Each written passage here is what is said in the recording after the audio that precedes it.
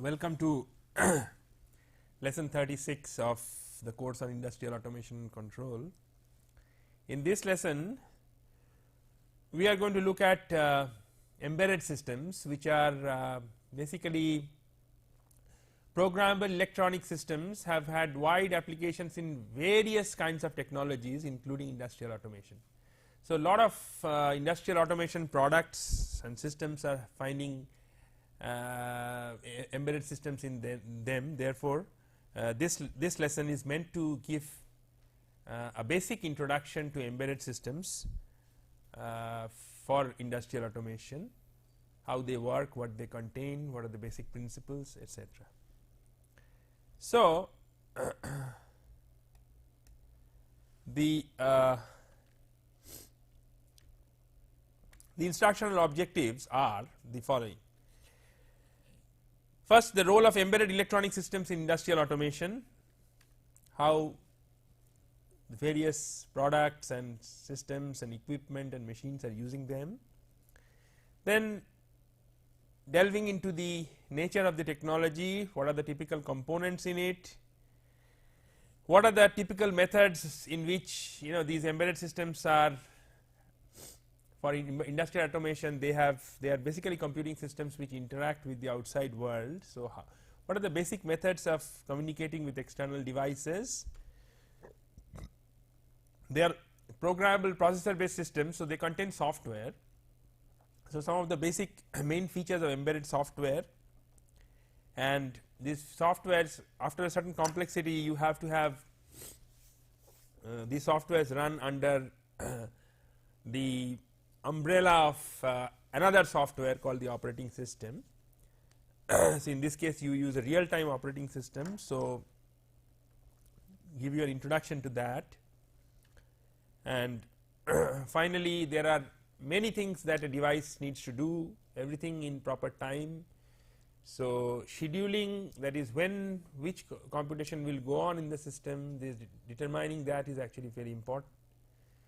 So, this is called scheduling, and we will look at two typical scheduling strategies used in such systems. So, first take a look at how embedded systems is becoming very important for industrial automation. Typically, production technology involves numerically controlled machines, and they are computer numerically controlled. Sometimes they are directly numerically controlled from a computer, many machines using some communication mechanisms. Then there is process control. If you see if you go to the process control, big process control or process automation company sites, you will find that they advertise, apart from the conventional things, they advertise a lot of embedded system components like smart actuators, smart sensors, intelligent distributed process control systems. All these use embedded systems. Then in manufacturing, people use vision systems, camera based systems for inspection, for safety operations. They use robots, automated material handling systems like automated guided vehicles, automation of heavy movements like cranes and things like that. So, each one of these contain embedded systems in them. Finally, today we talk about flexible manufacturing systems, which is nothing but a system which causes coordination between such machines which are quote unquote intelligent, means that they can examine signals, they can look at their environment, they have some amount of computational intelligence, and so coordination is possible, and therefore through coordination better productivity, better efficiency is possible in such systems. So, enabling, if you take a look at that, say the DNC is something which is so here you have a DNC computer, and these are the individual machines. So, MT means the machine tool, and MCU means the machine control unit. So, the machine control unit itself is an embedded system which will typically today contain more than one microprocessor based electronics, and and if you and in a direct numerically controlled system, the several machines are controlled from one computer through a network, right. So these MCU units are typically embedded systems. Similarly, if you look at smart actuators and sensors, they are all, for example, today you have normal process control valves. You have smart valves which can first of all which contains loops, which have digital controllers for positioning valves, drives, power electronics. It has not only that, it has software which can do online calibration, or it can do diagnostics, etc. It can signal failures. So all these are possible because of the presence of embedded electronic systems with the valve, which are field mounted and directly present on the valve itself. Similarly, you can have smart sensors, as we will see that we are going to have sensors which can directly connect to digital communication networks and can transmit their values to a remote operator interface or to a remote controller. So such smart sensors, the typical architecture is shown. So here you have the real transducer, maybe let us say it may be an RTD, and this may be the signal conditioning and processing circuit for RTD, which may be a bridge, and then this analog signal out of the bridge is going to be interfaced to some application processor, which will do two things. Firstly, it will take this signal and then maybe do some signal processing and maybe put it into maybe do some linearization and other things digitally for the signal processing, and then finally that's one side of it. The other side of it is that it will be able to transmit these values on the network. So it will make this whole sensor or the RTD will become network compatible, in the sense that it can directly communicate its readings into the network. So such a thing is called a smart sensor, and it's basically possible. Basically, this part of it is the conventional sensor. After that, you have, this is the embedded system which actually makes it a smart. Similarly, if you have distributed process control system solutions, so there you have, you can have a various kinds of architectures. Here is an architecture where you have field IO connected to remote IO racks, and this remote IO racks will take a number of field IO channels and then will transmit them over networks. All the green lines are actually computer communication networks, and similarly they may communicate it to some local controller, or sometimes the local controller may again in turn communicate to a remote controller. And so all these things, so each one of these things actually contain various kinds of cards, which are actually microprocessor based cards, and which are embedded, which have some embedded computational electronics in them. So they make possible the coordination and transmission of variables. I mean, the large amount of data can be made available to all over the place in the factory for possible use in for improved coordination and efficiency, etc. So similarly, when you have flexible manufacturing systems, essentially it's coordination.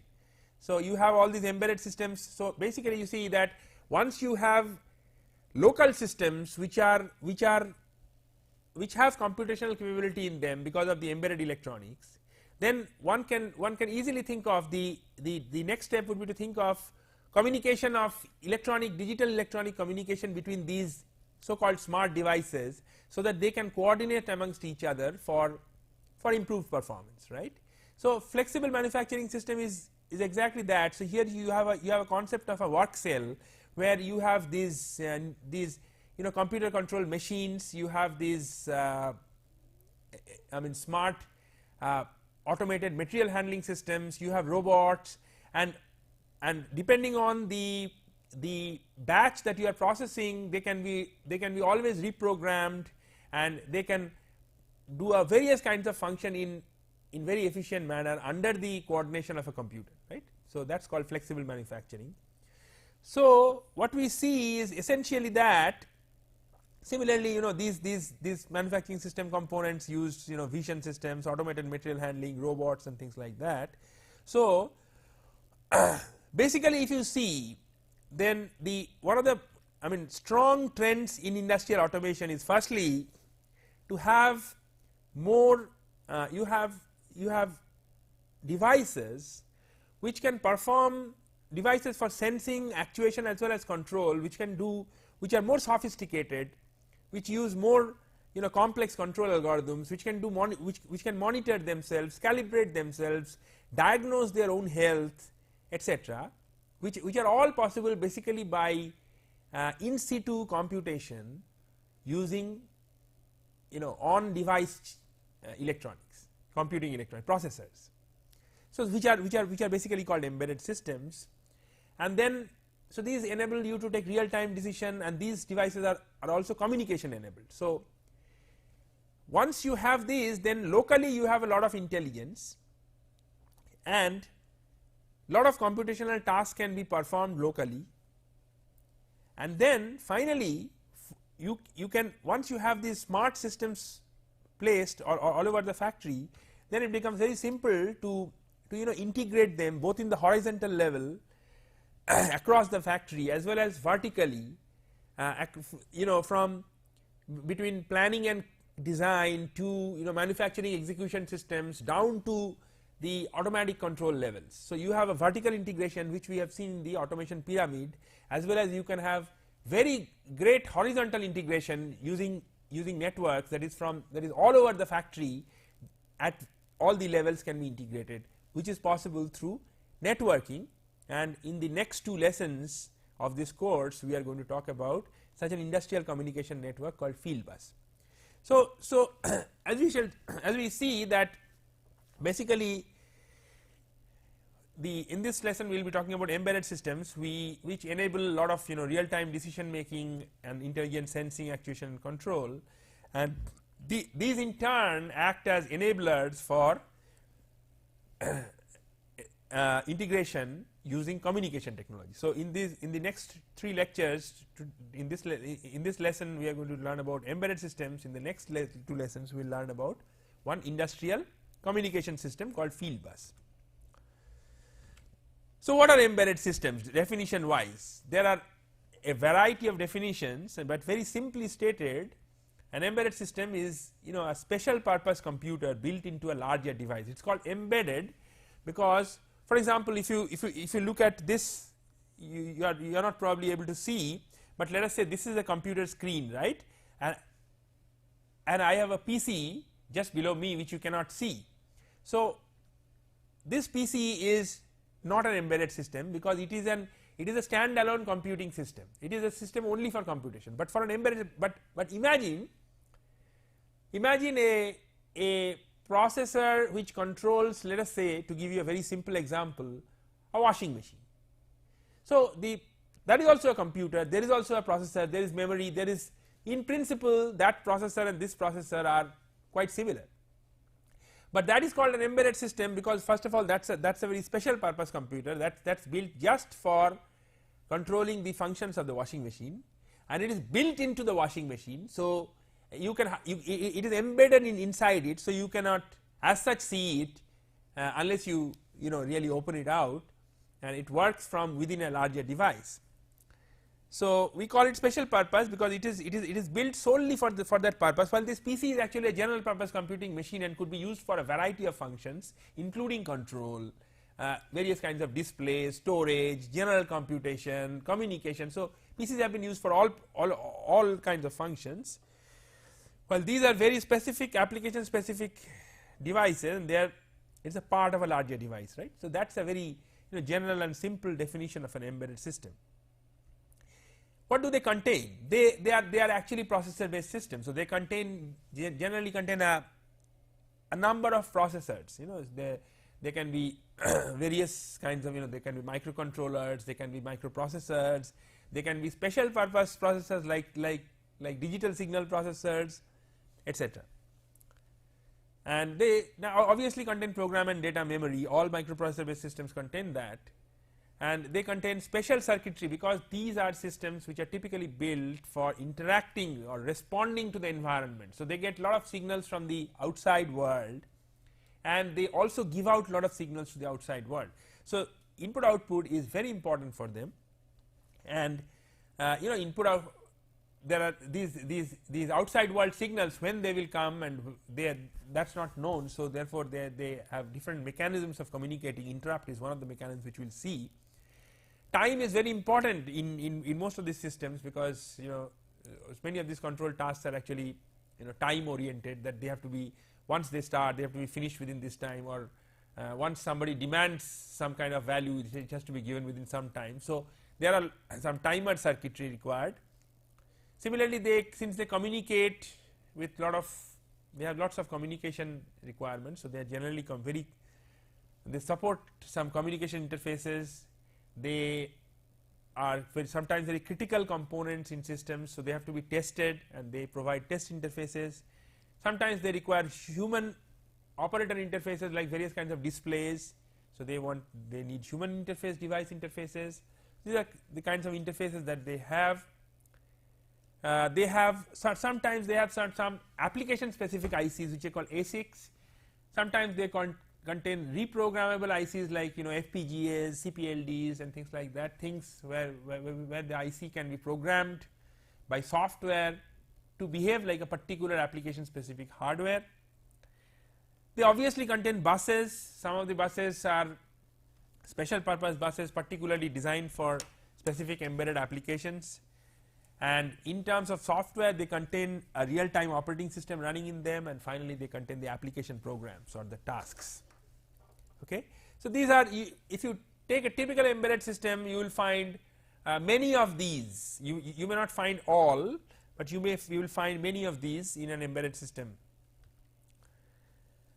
For example, let us say this is a particular 8096. This is a slightly old processor, which was designed for embedded system applications, and if you see it, you will see that it contains many things which are required for embedded applications. Like, for example, it contains this is the processor.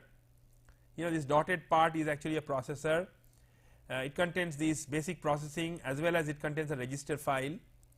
So, see, it contains analog to digital converters and analog multiplexers. So that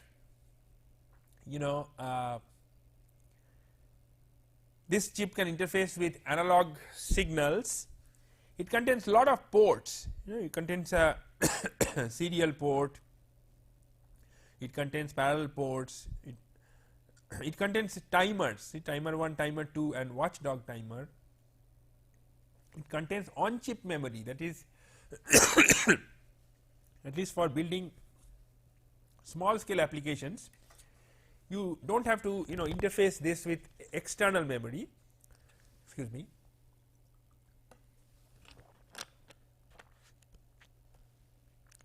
But you have also been provided facility to interface with external memory if you need to through these ports.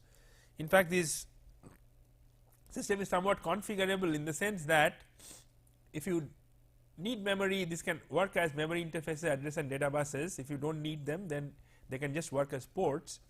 Similarly, if you want this chip to drive some power electronic actuator, then you often need a very clean pulse width modulation signals that we have seen in the power electronic drives, that many of the motor drives actually require pulse width modulation signals. So, this has a pulse width modulation circuitry on chip, which can actually generate this signal through this port. So, you see that this is a typical processor. Nowadays, you have higher, these processors can be of various complexities. In the embedded system market, you have processors from 8 bits, 16 bits, 32 bits. So, you have lots of various kinds of processors.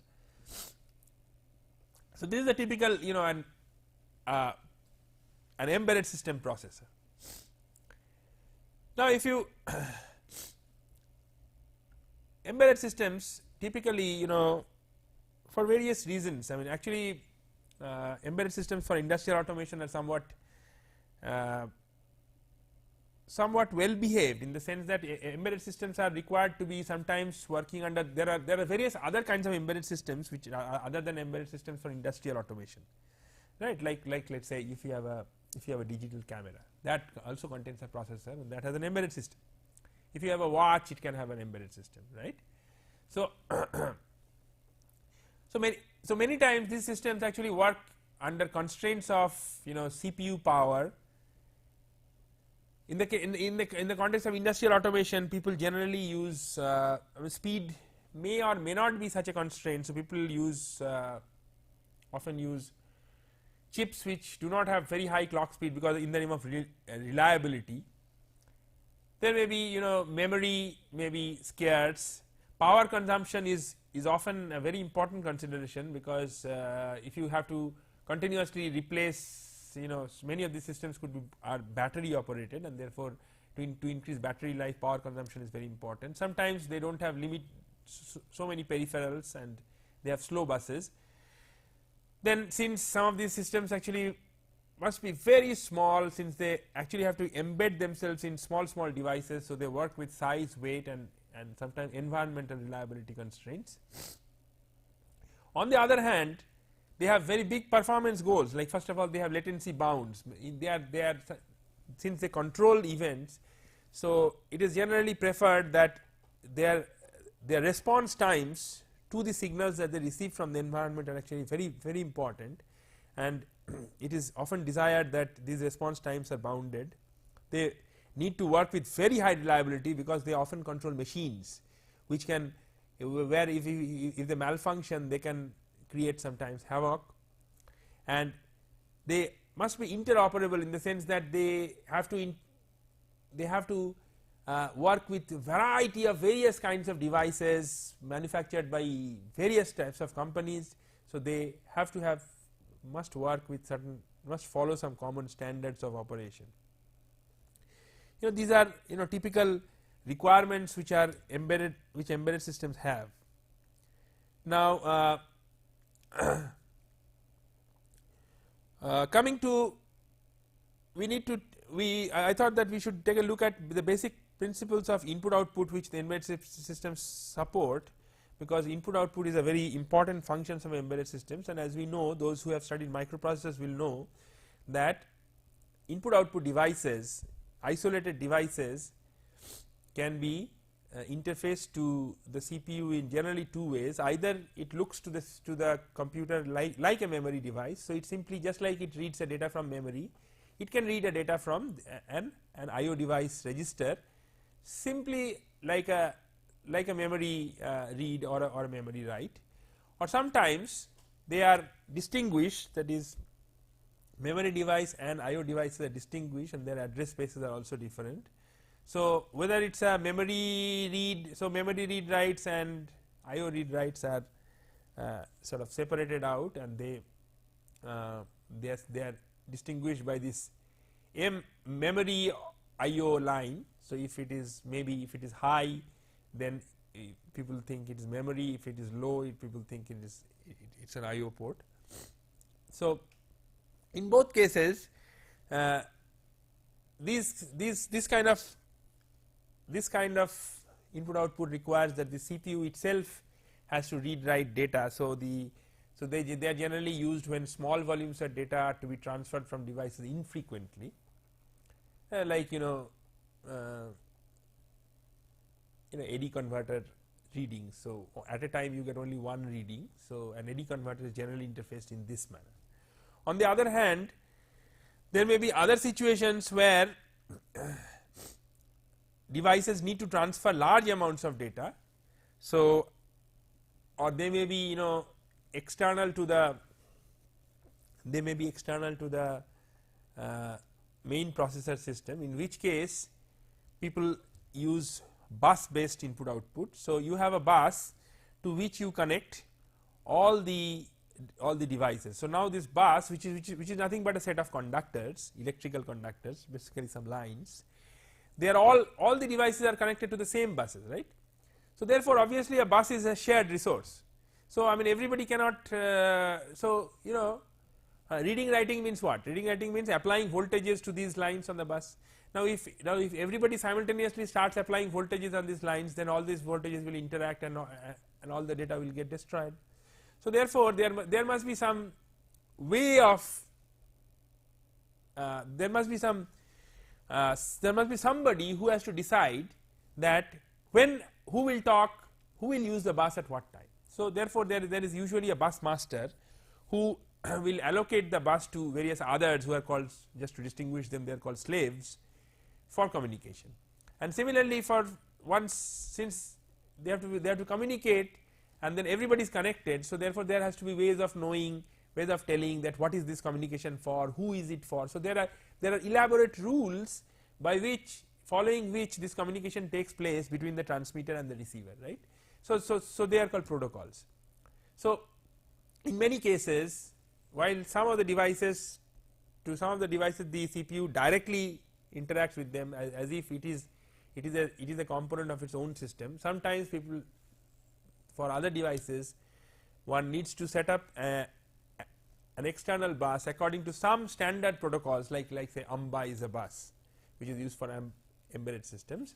So some protocols, and then they connect, people make devices according to those protocols. So people can put together embedded systems where the CPU and the devices follow such protocols and communicate. If you extend this concept, you can also have networks where the buses are actually geographically separated. Here still this bus will possibly be housed within some some mechanical cabinet or something, or maybe some slots. But if you extend the same concept, then this bus can become a network bus, and then it will be traveling for kilometers, and in the same way devices will be connected to them, and they will also communicate according to some protocols. So this is the these are, so basically bus based communication is actually very common. Now bus protocols typically are either synchronous or asynchronous, in the sense that sometimes the exchange of data occurs in distinct steps of time according to some clock. That is useful when in that way, when a large volume of, when a regular transfer of data takes place and both the sender and the receiver can actually work at the same rate, then in such cases these synchronous bus transfers are useful. On the other hand, in some cases transfers via no timing relationship, when they are only event related. So after somebody raises another one line, places the voltage on another line, then another device reacts and he will read something and then will place another, maybe some data acknowledge signal, it will pull low. So everything is actually, so all the actions take place with respect to events which are occurring on the bus, and not with respect to some well known, some well specified clock. So such bus transfers are called asynchronous, or sometimes they may be semi-synchronous, in the sense that some of the control activities may be asynchronous, but within the control activities, when large amount of data transfer takes place, then it can be synchronous. So they are called semi-synchronous, or basically uses both synchronous and asynchronous technologies. So these are basic principles by which data transfer takes place, and there is another very important concept of interrupts. It turns out, now suppose that there has to be, the CPU is actually all the time doing calculations, various kinds of calculations, and now it has to do calculations as well as it has to do input output, in the sense that it can do it has to read signals. Now while it is doing, and it is doing many calculations, so various kinds of calculation. So how does it know when it needs to read some signal, whether the signal is there or not, right? So so there has to be a mechanism by which other devices can tell the CPU, which is actually busily doing some calculation, that now there is some signal available here which you need to read and use in the near future possibly, but now the signal is present, please read it. Please leave your calculation for some time, come and read this signal, and then you decide whether to work on this signal or whether to go back to your calculation, right. So, basically this is achieved by what is known as an interrupt. So, while the CPU is doing something, the interrupt is actually a mechanism by which external or internal events can change the course of program execution. So, the program execution is going on serially, and then if an interrupt comes, for some time that program execution thread will be stopped, and the CPU will do something else, and then maybe depending on the logic it will either come back to it or may start some other thread execution, right. So, the way these are this is inbuilt into the CPU hardware. The CPU hardware is built in such a manner that it automatically responds to interrupts, and such interrupts are called hardware interrupts. Similarly, such things can also be done by sometimes by executing some software instructions which are called software interrupts. And then once interrupts arrive, this interrupt service routine, there is a piece of program which gets executed, that is called the interrupt service routine, which handles the system interrupts. And then there are ways of various interrupt service. You can understand that while an interrupt service routine is going on, another interrupt can also come. So, one has to decide that which interrupt is actually more important and which interrupt is less important and things like that.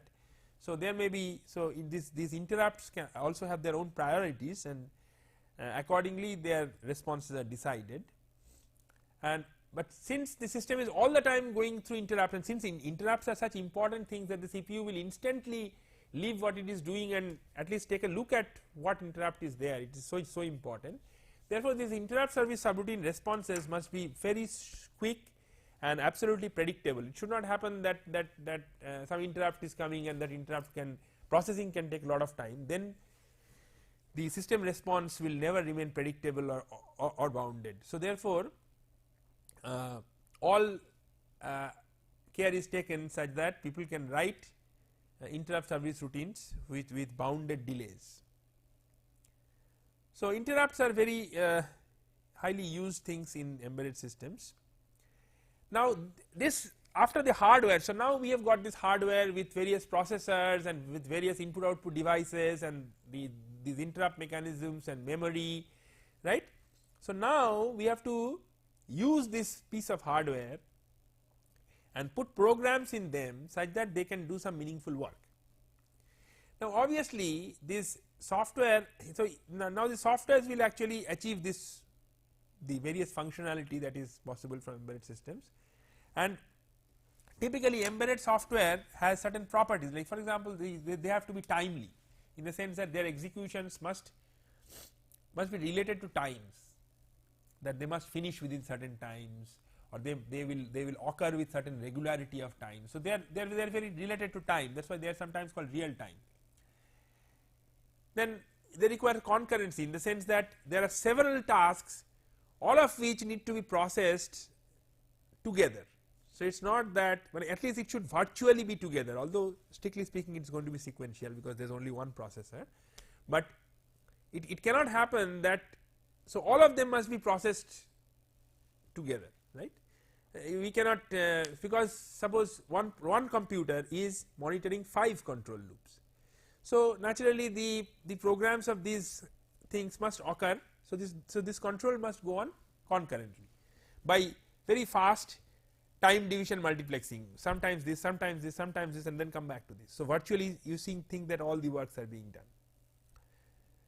Then the liveness, that is, a situation should not occur that everything stops in the computation, always something should go on, right. Then there are various, it must handle various kinds of interfaces to various kinds of devices which are very heterogeneous, and they must be reactive to the environment, that is when certain conditions, that is, so mechanisms of interrupts etc. must be present. I mean the software must handle these things. So, these are some properties which typically embedded system software must have, and that is why these softwares are generally called real time systems, because they are generally concerned with time, and they are generally real time systems are not necessarily, but generally real time systems are reactive and concurrent. So,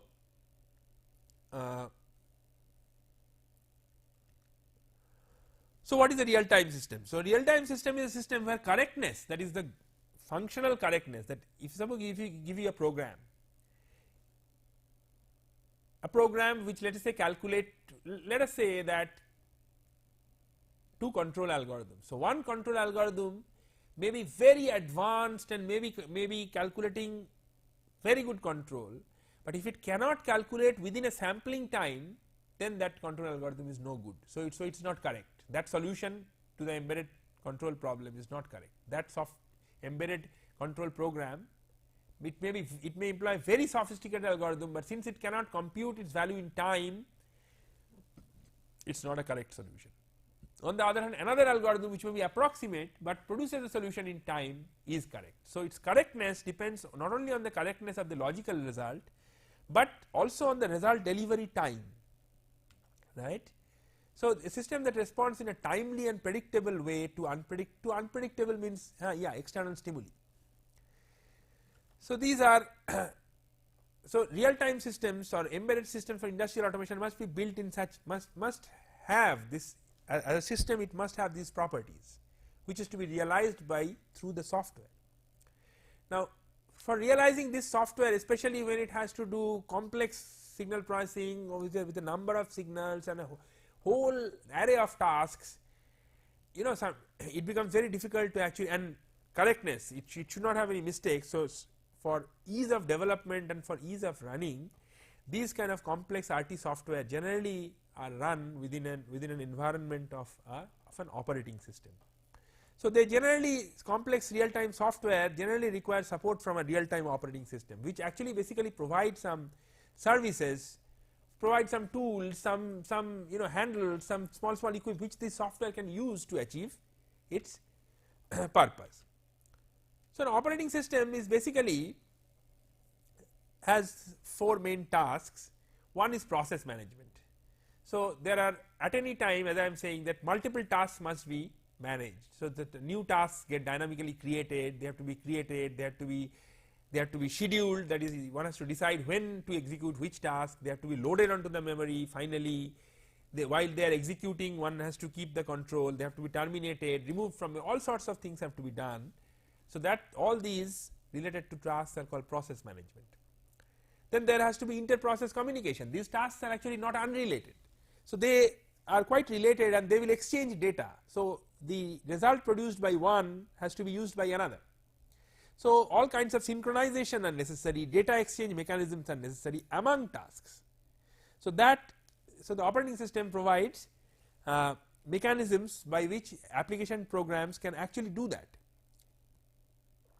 They provide process protection, so that one process does not corrupt the data of another process, right. Similarly, it provides memory management. So, some task requires how much memory it will require, what will be the address space. So, all these things. Similarly, input output management. So, these are some of the crucial low level functions which the operating system provides. So, using these features, one can write programs which will use these features to quickly develop correct and efficient solutions. Apart from that, a real time system has some special features which help to develop real time operating systems are required for developing real time systems. So, it will have some features such that bounded behavior can be realized. So it is not that if you ask for another 1 kilobyte of memory, then to get that 1 kilobyte of memory you can sometimes require 1 millisecond, sometimes require 50 milliseconds. You get this sort of things, or you try to access one particular variable. So, sometimes you get that variable value within maybe microsecond, and sometimes you get it, you do not get it in several milliseconds. So, if you have this kind of mechanisms, then your system response, there will be no predictable behavior. You cannot predict the behavior of your programs in a real situation. So, real time operating system ensures that it is possible to build predictable programs. but at the same time one must remember that that an operating system mainly provides some computational service. As such, it cannot ensure that your application is right or it will work in the proper manner. That is to be designed by whoever is designing the system, but the operating system merely provides an environment in which it is easier and possible to develop this. Now, real time operating systems necessarily have to be multitasked, because all the tasks, I mean every task has to be performed. First of all, tasks are sometimes repetitive and they have their own time deadlines, and therefore very good utilization of the CPU time needs to be done. So you can see that here what we are showing is that typically computation is input output. It goes through a cycle of computation and input output. Now, while input output is going on, in many cases the CPU need not be busy, so it need not be idle also, right. So therefore it makes good sense to say that if one task requires some input output, then let it do the input output while the CPU can use this time, because input output devices are also generally slower than the CPU. So by the time some 1 kilobyte of data will get transferred, the CPU can do much more computation. So it should switch, it should keep this task in store while it is waiting for IO, and then go to another task and then do its computation. That is better utilization of time. So such a thing is called multitasking, and it is extremely important for real time systems for the best utilization, so that good timing deadlines can be achieved. So under such a multitasking scenario, every task in its life cycle, it goes through several phases.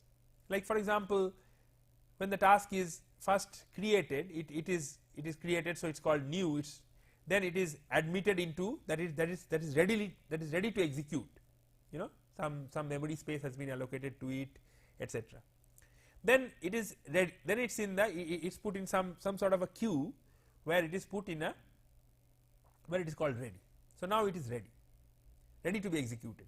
Now some task is running, and now while it is running, so many things can happen. Either the task can go for an input output. So if it goes for an input output, that running task is now put as a is removed and put into a waiting state, because it is now waiting for an input output or event. So once it is waiting, now immediately there is some part of the operating system will now decide that during this time while this task is waiting, which task will run. So now among the ready tasks, this processor, this scheduler, or some part of the program which is responsible for the scheduling will take one of these tasks and make it running. Now while this task is waiting for, the old task is waiting for IO, after some time the IO will get completed. So when it gets completed, then it will move to the ready state, right.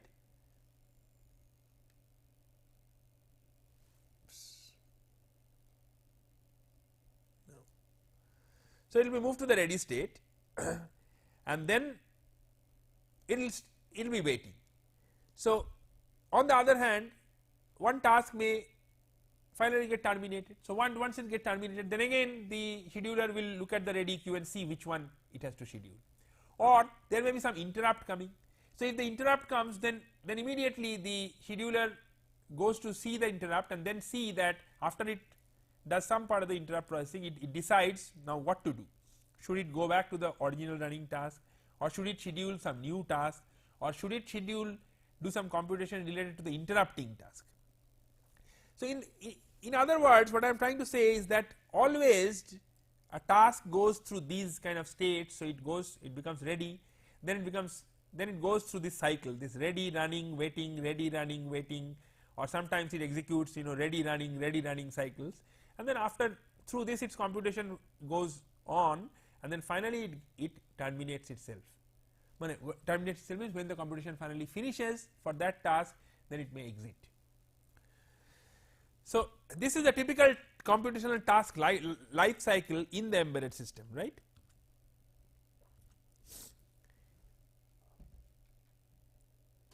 Now, similarly, so this was about process management. Then memory management, embedded systems have some typical things like, for example, memory access times, as I said, should be predictable. So, there is a mechanism of virtual memory where because of shortages of RAM, people there is a strategy by which you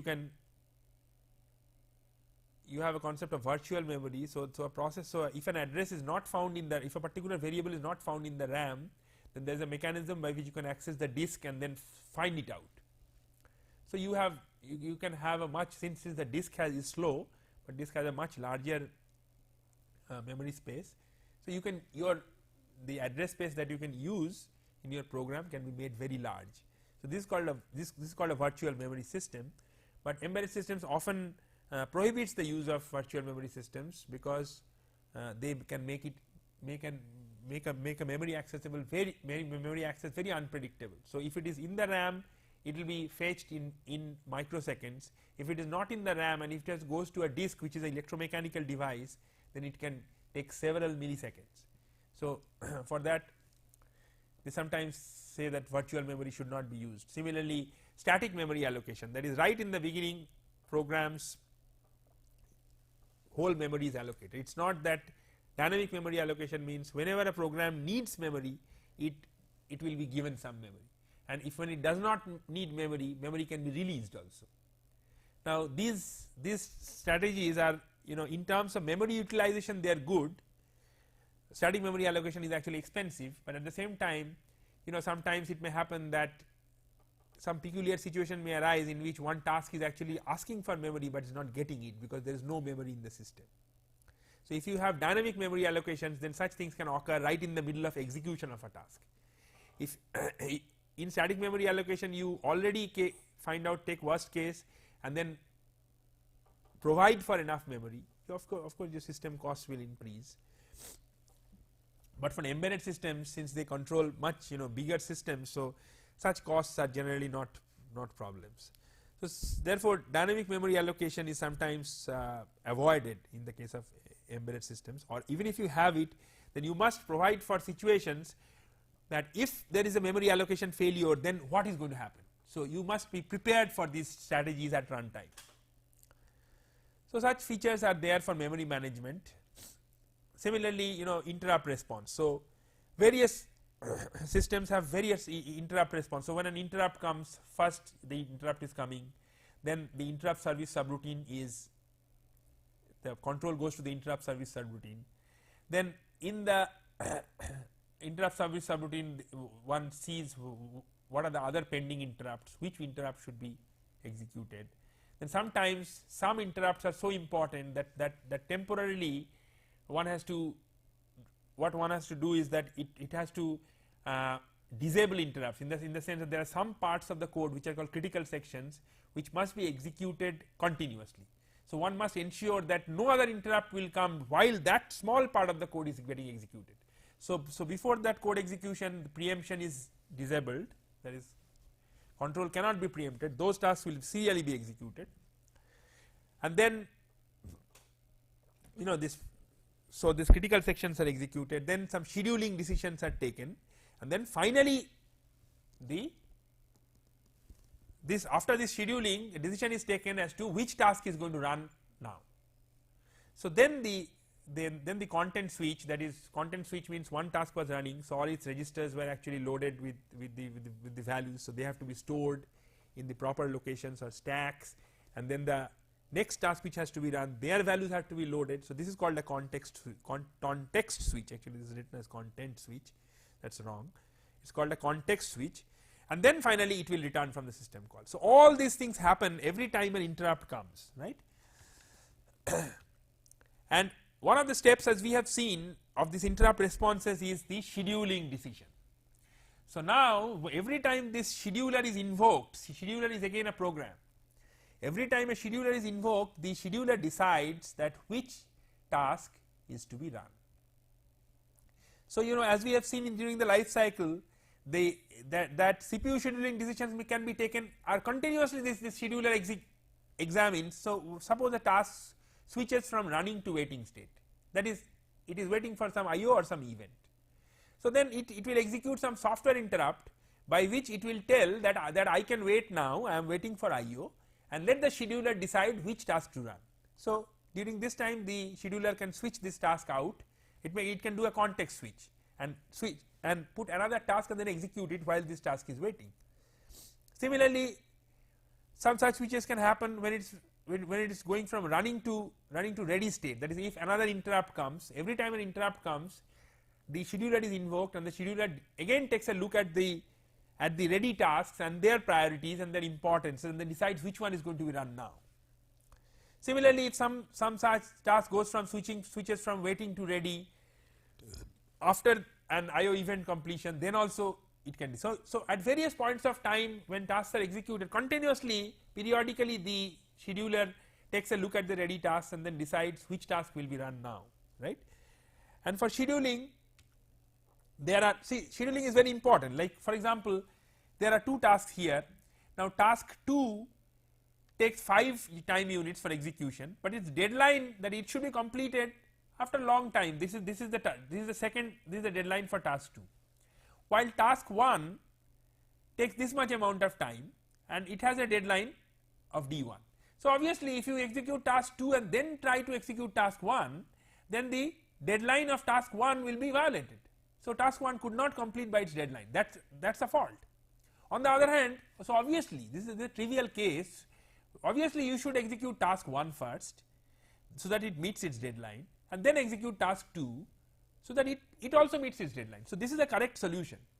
So, you see that scheduling is important, that is the order in which these tasks are going to be executed, right. So, there are several scheduling techniques which can be used. One of them is, the simplest of them is the cyclic executive. So, this says that you have n number of tasks and simply go on executing them in cycles. So, first do task number 1, then 2, then 3, then 4, then 5, and come back to 1, right. So, cyclically execute these tasks. Now, this will be possible when the number of tasks are fixed, when they can be cyclically executed. But there are several situations when tasks can be generated in response to events, So, then we cannot execute them cyclically, and we have to, sometimes tasks will be generated, sometimes tasks will be terminated. So, for such event driven situations, you can have two kinds of scenarios.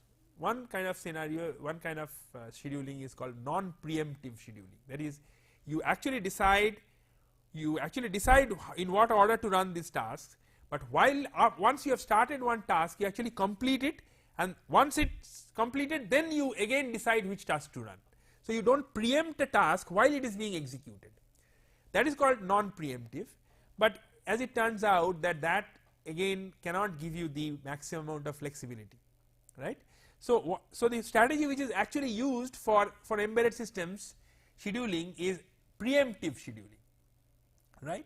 So, in preemptive scheduling, every time, the moment you have a higher priority ready task, the execution of a lower priority task is going to be stopped and the higher priority task will start. So, the task execution can be preempted at any point of time. Now, this priority business, how you are going to assign priority. So, you can have a static method or you can have a dynamic method.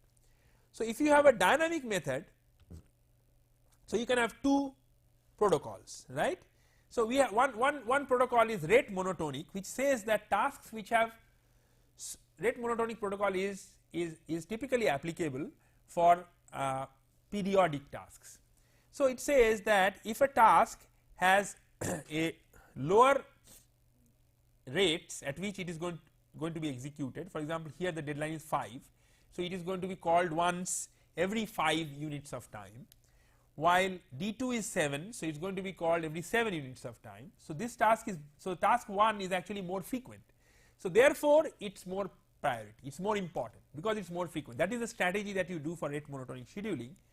So, you see that what is happening is that first suppose task 1 and task 2 are both required. So task 1 is computed, since one is higher priority, it will be done. Then 2 gets executed, and since 1 is not called, now here 1 is executed. See, 2 has not been finished, 2 requires 4 units of time, that is computational time C2, while this is 1, 2, 3, but then task 1 was again called, because now it is 5 units of time. So the second call of 1 has come, therefore 2 has been stopped. So in this case, since the priority is fixed, 1 always has higher priority, so every time there is a requirement for computing 1, 2 is being stopped.